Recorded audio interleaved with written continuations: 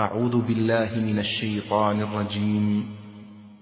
قل هذه سبيلي أدعو إلى الله على بصيرة أنا ومن اتبعني وسبحان الله وما أنا من المشركين.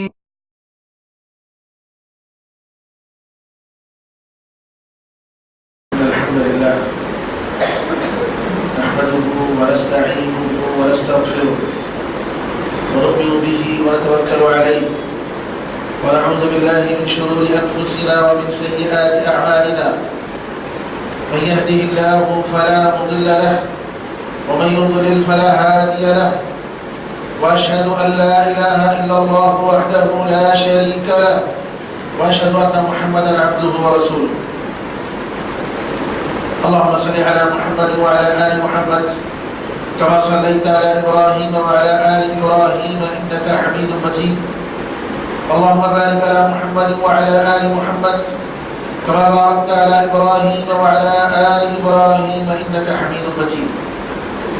أما بعد فإن خير الحديث كتاب الله وخير الهدي هدي محمد صلى الله عليه وسلم وشر الأمور محدثاتها وكل محدثة بدعة وكل بدعة ضلالة وكل ضلالة في النار.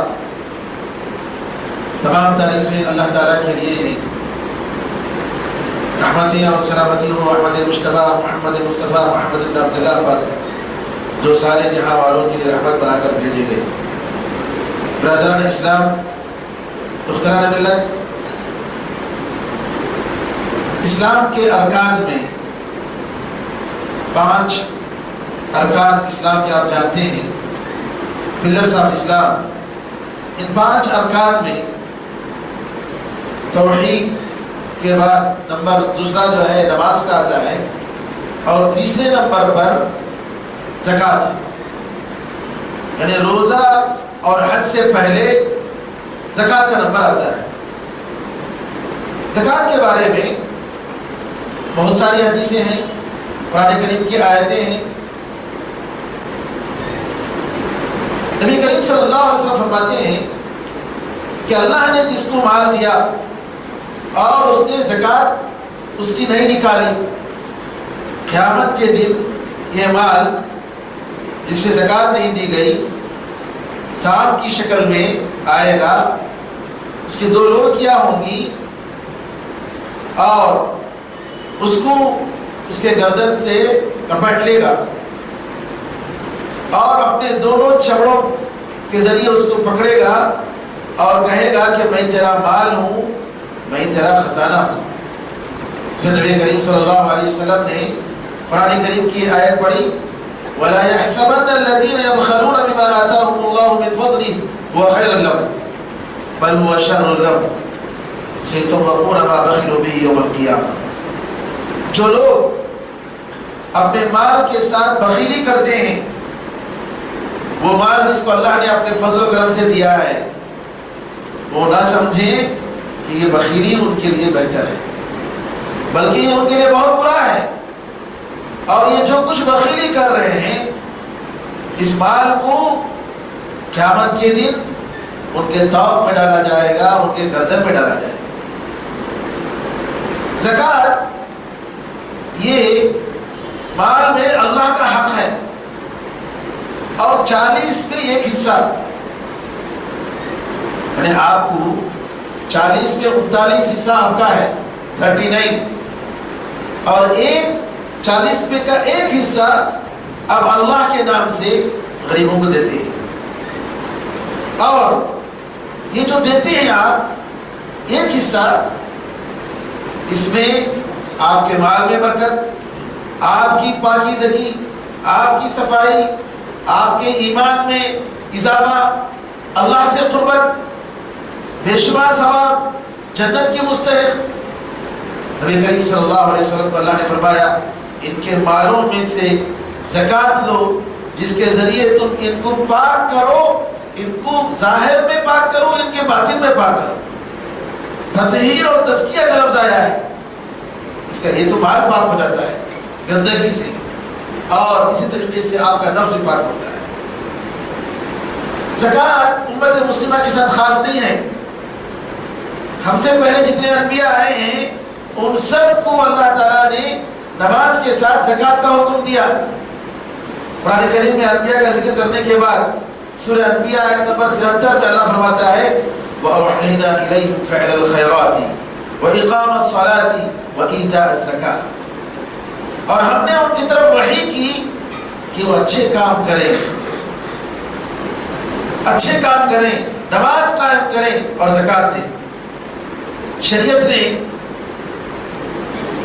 مخصوص مالوں میں زکوٰۃ کو متعین کیا ہے، ہر مال میں نہیں. سونا، چاندی، کرنسی. اسی طریقے سے وہ جانور جو اپنے سے محنت سے نہیں بلکہ باہر جو کچھ بھی گھاس پھوس ہے اس سے پلتے ہیں، جن کے پاس اونٹ، گائے اور بکریاں ہیں. اسی طریقے سے مال تجارت، جو بھی آپ تجارت کرتے ہیں، چاہے وہ چھوٹی موٹی دکان ہو یا بڑے بڑے شو رومز ہوں، اگر وہ نصاب کو پہنچتے ہیں تو اس پہ زکوٰۃ نکالنی چاہیے. اسی طریقے سے زمین سے جو غلہ نکلتا ہے، جو پھل نکلتے ہیں، اللہ نے قرآن میں فرمایا وَآتُوا حَقَّهُ يَوْمَ حَصَادِ. ان مال کا حق، ان کھیتی باڑی جو نکلتا ہے، فصل جو کاٹتے ہیں، اس کاٹنے کے دن زکوٰۃ ادا کرو، اس کا حق ادا کرو. نبی کریم صلی اللہ علیہ وسلم کے بعد جب ابوبکر صدیق رضی اللہ عنہ خلیفہ بنے تو دو قسم کے فتنے ابوبکر رضی اللہ عنہ کے زمانے میں آئے. ایک، بعض لوگ مرتد ہو گئے، کہا کہ اب تو محمد صلی اللہ علیہ وسلم مر چکے ہیں، لہذا اب ہم جو ہے ان کے دین پر نہیں رہیں گے. مرتد ہو گئے. مسیلمۃ الکذاب جو بنی حنیفہ قبیلے کا جھوٹا نبوت کا دعویٰ کرنے والا جھوٹا نبی، اور اس طریقے سے ایک عورت سجاح نام کی، اسود عنسی ایک اور آدمی، یہ سب لوگ ان لوگوں کے ماننے والے بڑھ گئے. ایک طرف یہ فتنہ. دوسرا فتنہ، کچھ لوگوں نے کہا ہم نماز تو پڑھیں گے، زکوٰۃ نہیں دیں گے، یہ پیسے کا مسئلہ ہے. ابوبکر صدیق رضی اللہ عنہ نے کہا اللہ کی قسم، جو لوگ نماز اور زکوٰۃ میں فرق کرتے ہیں، کیونکہ زکوٰۃ مال کا حق ہے، اور اللہ کی قسم اگر یہ لوگ ایک رسی بھی اگر یا اونٹ کا چھوٹا بچہ بھی اگر جس کو دیتے تھے نبی کریم صلی اللہ علیہ وسلم کے زمانے میں اب نہیں دے رہے تو میں ان سے جہاد کروں گا، ان سے لڑوں گا. عمر رضی اللہ عنہ نے کہا کہ ابوبکر یہ تو لا الہ الا اللہ بول رہے، نماز پڑھ رہے. ابوبکر صدیق رضی اللہ عنہ نے کہا کہ دیکھو نبی کریم صلی اللہ علیہ وسلم کے زمانے میں جو دین تھا وہ دین آج کم نہیں ہوگا، ہم اس کو کم ہونے نہیں دیں گے. نبی کریم صاحب کے زمانے میں دیتے تھے، آج ان کی جگہ میں ہوں، مجھے دینا ہے. حتیٰ کہ عمر رضی اللہ عنہ کو اور صحابہ کو ابوبکر صدیق کی بات سمجھ میں آ گئی رضی اللہ عنہ کو ارضاہ، تو پھر اس کے بعد سب کا اتفاق ہوا اور اس کے بعد باقاعدہ ان سے جہاد کیا گیا. آج اگر ابوبکر صدیق رضی اللہ عنہ ہمارے صوبے تمل ناڈو میں ہوتے تو جو لوگ یہ کہتے ہیں کہ ایک بار مال کا زکوٰۃ دینے کے بعد دوبارہ زکوٰۃ اس میں دینے کی ضرورت نہیں، ان سے باقاعدہ جہاد کرتے. جو لوگ یہ کہتے ہیں کہ مال میں ایک مرتبہ زکوٰۃ دینے کے بعد دوبارہ اس مال میں زکوٰۃ دینے کی ضرورت نہیں، زندگی بھر وہ مال پاک ہو گیا، نعوذ باللہ. آج ان سے ابوبکر صدیق رضی اللہ عنہ اور صحابہ اکرام رضی اللہ عنہ اجمعین ضرور جہاد کرتے ہیں، ضرور لڑتے. جی ہاں، بہت بڑا مسئلہ ہے، اسلام کا رکن ہے، یہ معمولی بات نہیں ہے. لوگوں یہ نہ دیکھو کہ کسی ملا نے یا ملا کی زبان پر بات کرنے والے نے ایک آسان فتویٰ دے دیا ہے. ہم لوگ آپ کے پاس 50 لاکھ روپے ہیں، ایک مرتبہ آپ نے زکات دے دی، زندگی بھر وہ پاک ہو گیا، دوبارہ زکات دینے کی ضرورت نہیں۔ قبیل والوں میں یہ بہت زیادہ گمراہی پھیل رہی ہے، اور یہ اس میں کوئی شک نہیں، زکات کی ایک رکنیت کا انکار ہے۔ ندوۃ العلماء کے علماء کی طرف سے ہمارے پاس فتویٰ ہے کہ یہ جو بولنے والا ہے وہ مسلمان نہیں، وہ کافر ہے۔ کیوں؟ اس لیے کہ زکات اسلام کے ایک رکن کے خلاف بول رہا ہے، نعوذ باللہ من ذلک۔ سال میں آپ نے زکات دی، اس کا ایک ایکسپیری ڈیٹ ہے، اس کا ایکسپیری ڈیٹ ہے، سال بھر چاند کے لحاظ سے، ہجری کیلنڈر کے حساب سے اس کا اس کے باقی کا ایک ایکسپیری ڈیٹ ہے۔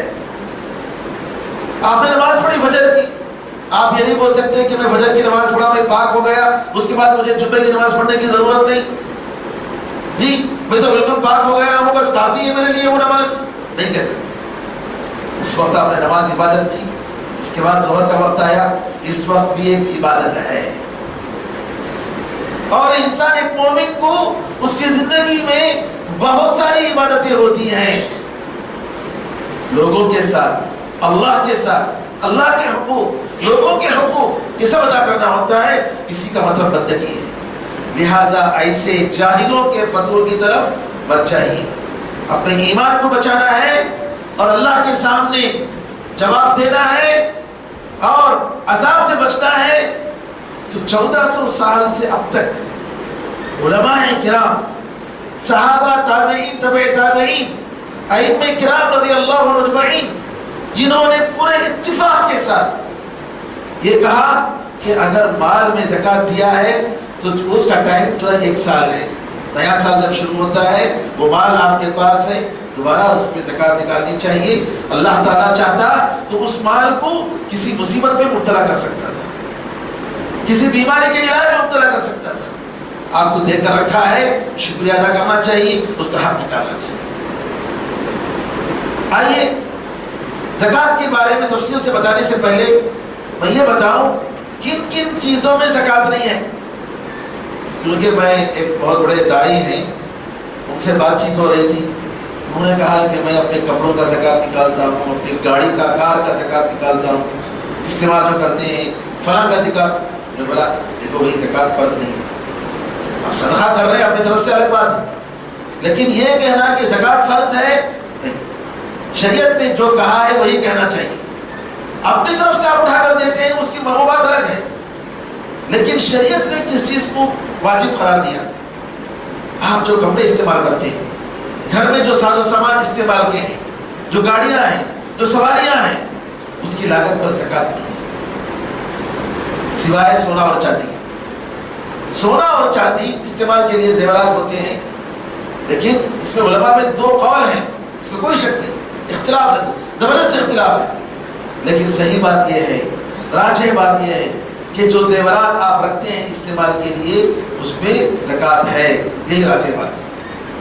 آپ ضرورت پڑے تو آپ کیش کرتے ہیں، جی اس کو استعمال کرتے ہیں، بلکہ آپ ڈپازٹ کے طور پر رکھتے ہیں، تو لہٰذا زیورات میں جو استعمال کے لیے ہیں اس میں زکات ہے۔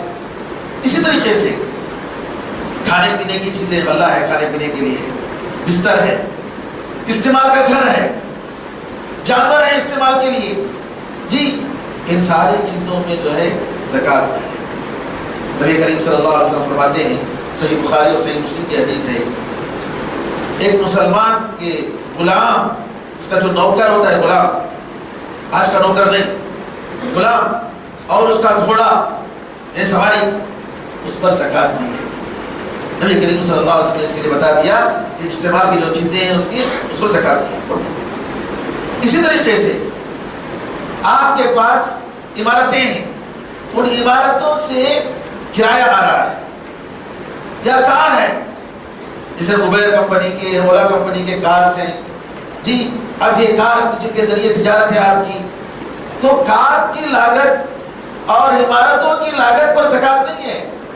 ان سے جو آمدنی آتی ہے، جو کرایہ آتا ہے، اس وہ کرایہ اگر نصاب کو پہنچا، نصاب کا مطلب 85 گرام یا اس کے برابر، 80 پر 5 گرام یا اس کے برابر، 80 پر 5 گرام سونا، 24 کیرٹ، جی اس کے برابر روپیہ کرنسی کے برابر اگر وہ پیسہ پہنچتا ہے وہ کرایہ اور اس پر 1 سال گزر گیا تو اس پر زکات ہے۔ اسی طریقے سے قروض لونز ایسے قرض ہیں جو لیے ہوئے ہیں لوگ، پتہ نہیں کب واپس آئے گا کہ نہیں آئے گا، اس پر بھی زکات نہیں، جبکہ آپ کا مال ہے وہ آپ کا حق ہے، کب آئے گا نہیں معلوم، اس پر زکات نہیں ہے۔ جب آئے گا تو 1 سال کا زکات نکال دیجیے گا، جیسے آپ کو پیسے آپ کے پاس آئیں گے تو 1 سال کی زکات اس میں نکال دیں۔ اگر 10 سال سے کسی نے پیسے نہیں دیا، 10 سال کے بعد آپ کے پاس پیسے آئے تو آپ جو ہے 1 سال کا زکات اس میں سے نکال دیجیے۔ اور اسی طریقے سے ہر وہ مال گم گیا ہے، مال آپ کا ہے لیکن کہاں ہے معلوم نہیں، اسی طریقے سے چرا لیا گیا، کسی نے اٹھا لیا غصباً زبردستی، تو اور اسی طریقے سے ایسے شیئرز اب اس کے بارے میں کوئی بھروسہ نہیں کہ کیا ہوگا، 8-10 سال سے پڑے ہوئے ہیں، کوئی خاص اس میں فائدہ نہیں، حرکت نہیں ہے، اور وہ ملے گا کہ نہیں ملے گا نہیں معلوم، تو ایسی صورت میں اس کا ڈاؤٹ فل ہو، آپ کی ملکیت کمپلیٹ اس پر نہ ہو، تو ایسے مالوں میں ایسے کرنسیوں میں زکات نہیں ہے۔ کمپلیٹ آپ کی ملکیت ہے تو آپ کی اس میں زکات ہے۔ اور جیسا کہ میں نے کہا جب مل جائے تو اس کے بعد 1 سال کی زکات اس میں نکال دیں۔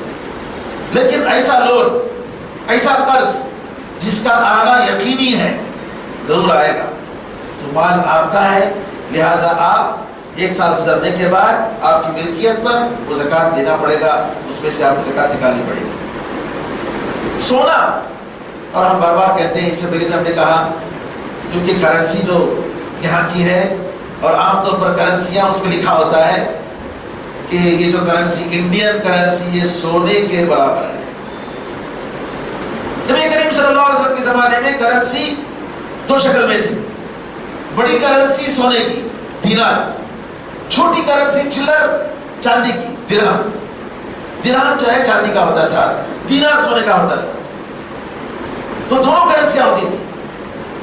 لیکن چونکہ ہمارے ہاں ہمارے ملک کا جو روپیہ ہے اس کا جو ہے موازنہ ہوتا ہے سونے کے ساتھ، اس لیے ہم کہتے ہیں کہ اس کو چاندی سے ہم کمپیئر نہیں کریں گے، اس کرنسی کو سونے سے کمپیئر کریں گے، کیونکہ باقاعدہ لکھا ہوتا ہے گورنمنٹ کی طرف سے کہ اس کا سونا اتنے سونے کے برابر آپ کی کرنسی ہوتی ہے۔ ہماری کرنسی کو بعض ملکوں میں سونے کے بدلے میں پیٹرول سے، ان کی آمدنی پیٹرول ہے، ان کا جو ہے خزانہ پیٹرول، تو پیٹرول سے کرتے ہیں کالا سونا، تو بہرحال اس کے حساب سے اب یہاں پر زکات جو کرنسی کا جو اعتبار کریں گے وہ سونے سے جوڑیں گے۔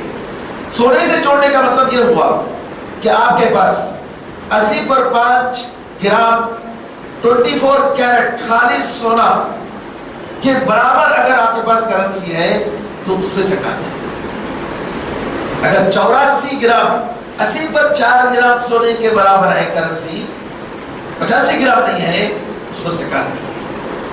جبکہ اگر آپ اس کو چاندی سے جوڑیں گے تو چاندی کی اگر کسی کے پاس چاندی ہے 595 گرام، کتنا 595 گرام چاندی اگر کسی کے پاس ہے تو اس پر زکات ہے 2.5%، 40واں حصہ۔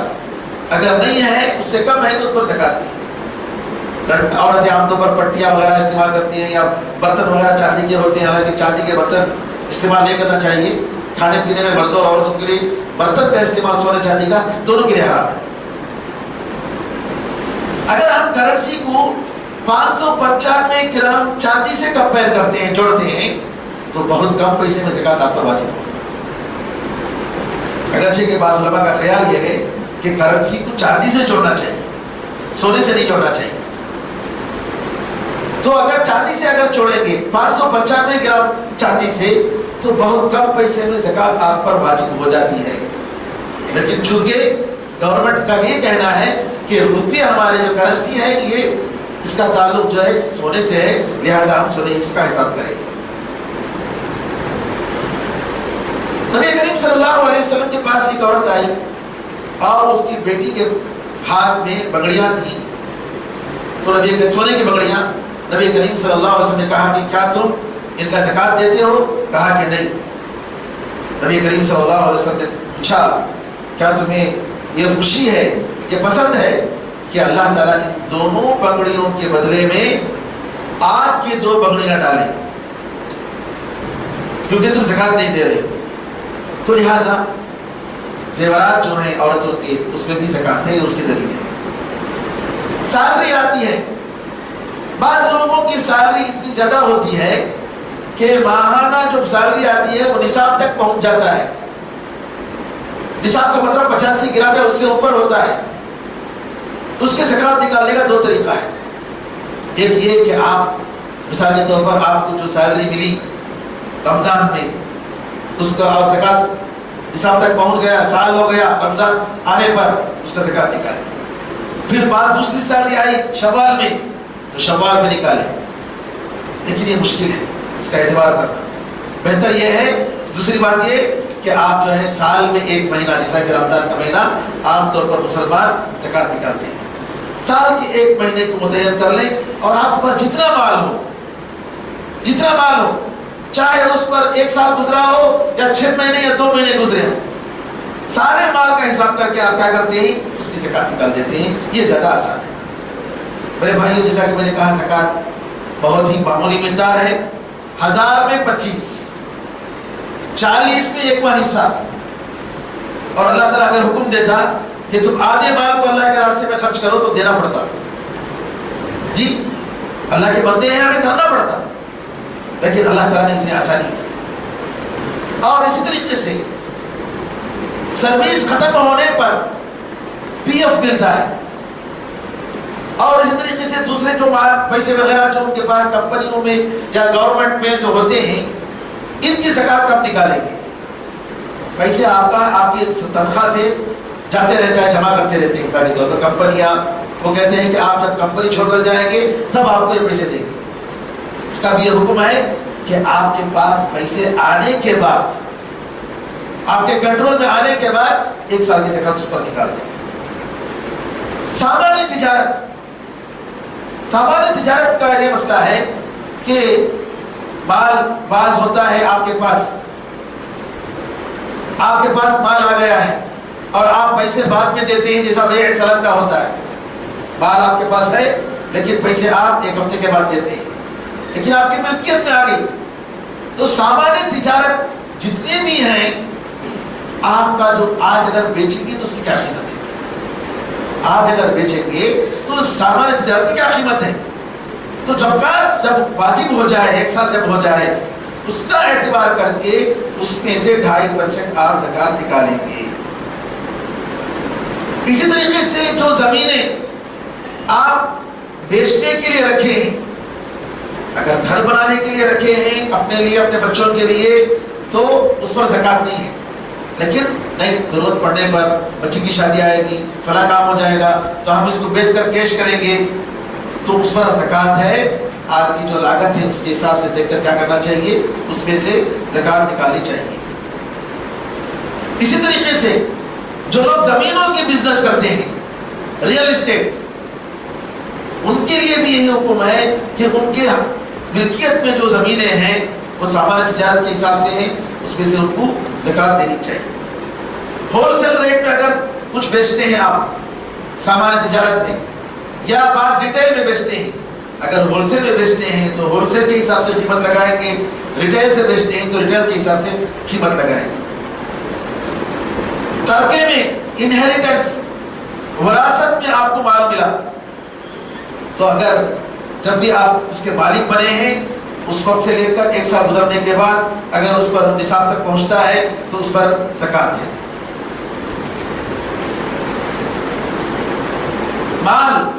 مال کی زکات مال کے شکل میں جانا چاہیے۔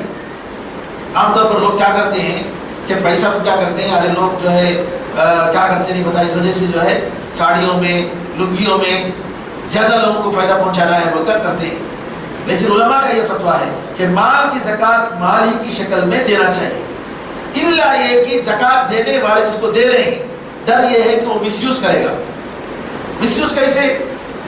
اس کو پیسے دے گا تو شراب پیتا رہے گا، یا نعوذ باللہ اسراف کرے گا، تو ایسی صورت میں علماء نے یہ فتویٰ دیا ہے کہ اس کو غلے کی شکل میں یا کسی اور شکل میں کپڑے وغیرہ کی شکل میں ضرورت کے مطابق دینے میں کوئی حرج نہیں۔ جو غلے ہیں، زمین سے جو غلے نکلتے ہیں، اگر پانی کا انتظام اپنے سے نہیں کرتا ہے، بارش یا ندیوں سے جو پانی آتا ہے قدرتی طور پر اس سے ہے، تو اس میں جو ہے 10واں حصہ نکالنا پڑے گا جب کھیتی باڑی کاٹتے ہیں، فصل کاٹتے ہیں تب۔ اور اگر پانی سینچ کر کرتے ہیں تو اس میں جو ہے 5واں حصہ زکات نکالنی پڑے گی، اور اس کے لیے مقدار یہ ہے 612 کلو گرام 612 کلو گرام کی کاشت ہوئی جس کو تولا جاتا ہے یا ناپا جاتا ہے، تو ایسی صورت میں جو اس پر زکات دینی پڑے گی۔ اسی طریقے سے وہ جانور، کسی کے پاس جانور ہیں اور اللہ تعالیٰ نے جو کچھ بھی زمین میں رکھا ہے اس سے کھاتے ہیں، آپ چارے کا ان کے لیے انتظام نہیں کرتے، تو ایسی صورت میں ان کو زکات دینی پڑے گی، اس کی تفصیلات ہیں۔ لیکن اگر آپ کھلا رہے ہیں، پلا رہے ہیں اپنی طرف سے پیسہ خرچ کر کے، تو اس میں زکات نہیں، الا ہے کہ وہ مال تجارت ہو۔ مال تجارت اگر جانوروں کی بزنس ہے یا ایک مرغیوں کی بزنس ہے، تو اس کا حساب مال تجارت کے ساتھ کرنسی کے جیسا ہوگا، اور اس میں سے 2.5% اس کے لاگت میں سے آپ کو نکالنا پڑے گا۔ زکات جن کو دینا ہے میرے بھائیو، قرآن میں اس کی تفصیل آ گئی۔ فقیر اور مسکین، فقیر اور مسکین میں فرق ہے کہ فقیر مانگتا ہے، مسکین محتاج ہے لیکن مانگتا نہیں ہے۔ اور وہ لوگ جو زکات جمع کرنے میں کام کرتے ہیں، ان کو بھی اس میں سے تنخواہ دے سکتے ہیں، اور دلوں کو جوڑنے کے لیے جو نئے نئے مسلمان ہوئے ہیں ان کو دے سکتے ہیں، یا کسی کے اسلام لانے کی امید ہے تو اس میں سے زکات دے سکتے ہیں۔ اور اس طریقے سے غلاموں کو آزاد کرنے کے لیے، یا مسلمان جو جیل میں ہیں ان کو جیل سے نکالنے کے لیے، جو مظلوم ہیں ان کو جیل سے آزاد کرنے کے لیے اس زکات کا پیسہ استعمال ہو سکتا ہے۔ جو قرض دار ہیں، مقروض ہیں، بہت زیادہ قرض ان پر آ گئے، وفی سبیل اللہ، اللہ کے راستے میں جہاد، اور علماء نے فی سبیل اللہ سے مراد کہا ہے کہ وہ ممالک جہاں پر اسلام کی خدمت کی ذمہ داری خود حکومت نہیں لیتی ہے، اور وہ وہاں پر خرچ کرنے کے لیے کوئی نہیں ہے، تعلیم اور دعوت کے میدان میں فی سبیل اللہ سے انہوں نے دلیل لے کر نکالا کہ زکات دیا جا سکتا ہے۔ یہ فقہ اکیڈمی جو دندہ ہے جہاں پر ملک کے ہمارے صرف ان کے سعودیہ کے نہیں بلکہ کئی ممالک کے علماء ہیں، اس کے ممبر ہیں، ان کا یہ فیصلہ ہے، اور باقاعدہ انہوں نے ریزولوشن پاس کیا ہے، قرارداد پاس کیا ہے۔ تو لہٰذا خاص طور پر ہمارے جیسے حالات ہیں جہاں پر مسجدوں کو اور اسی طریقے سے اللہ تعالیٰ کے دین کی پھیلانے کے لیے، دعوت و تعلیم کے لیے، مدرسوں کے لیے، اسلامی دعوتی مراکز کے لیے کوئی خاص بجٹ نہیں ہوتا ہے، لوگوں کے پیسے سے، تبرعات سے، زکوات سے یہ سارے ادارے چلتے ہیں۔ تو ان کا فتویٰ یہ ہے کہ باقاعدہ دے سکتے ہیں، اس میں کوئی حرج نہیں، اور ان لوگوں کے فتوے کی طرف آپ لوگ متوجہ نہ دیں جو کہتے ہیں کہ نہیں، کیونکہ اس کے آمدنی کا کوئی ذریعہ نہیں ہے سوائے لوگوں کے جو زکوٰۃ ہوتے ہیں، جو خیرات ہوتے ہیں، انہی سے جو ہے یہ سارے ادارے چلتے ہیں، لہذا ان کو دینا چاہیے، اس میں کوئی حرج نہیں ہے، اور اس سلسلے میں کئی علماء کے فتوے ہیں۔ اسی طریقے سے مسافر اگرچہ کہ گھر میں مالدار ہو اپنی بستی میں، لیکن یہاں آنے کے بعد اس کو ضرورت پڑ گئی تو اس کی زکات، اس کو بھی زکات دے سکتے ہیں۔ اللہ تعالیٰ سے دعا ہے کہ اللہ تعالیٰ ہم سب کو مستغنی بنائے، اللہ تعالیٰ اپنے فضل و کرم سے ہم تمام کو اس مبارک مہینے میں زیادہ سے زیادہ عبادت کرنے کی، ہمارے فرائض ادا کرنے کی، اور ہماری عبادتوں کو اللہ کے لیے خالص کرنے کی ہمیں توفیق عطا فرمائے۔ آمین یا رب العالمین۔ بارک اللہ لنا ولکم فی القرآن العظیم ونفعنا وإياكم بالآیات والذکر الحکیم، انہ تعالی جواد کریم ملک مرؤوف رحیم۔